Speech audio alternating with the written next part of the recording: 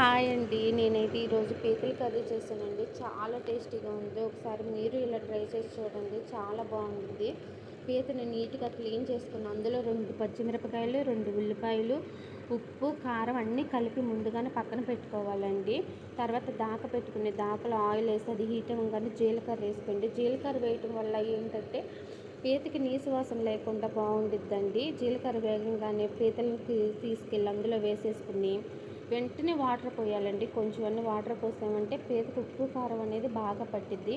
Water ఇంకిపోయే వరకు కూడా medium ఫ్లేమ్లోనే పెట్టుకోవాలండి స్టవ్, లేదంటే కింద అడుగంటేసిద్ది. అవి ఇంకిపోతున్నాయి అనిపించుకుని అల్లం చిన్నులపాయ పేస్ట్ కొంచెం అంత వేసుకోండి. ఏంటంటే ఇంకో కొంచెం టేస్ట్ వచ్చిద్ది అన్నమాట కూరకి. అవి పచ్చివాసన పోగానే అందులో చింతపండు రసం కొద్దిగా, చింతపండు కూడా ఎక్కువ వేయకూడదండి లేదంటే పులుపు వచ్చిద్ది.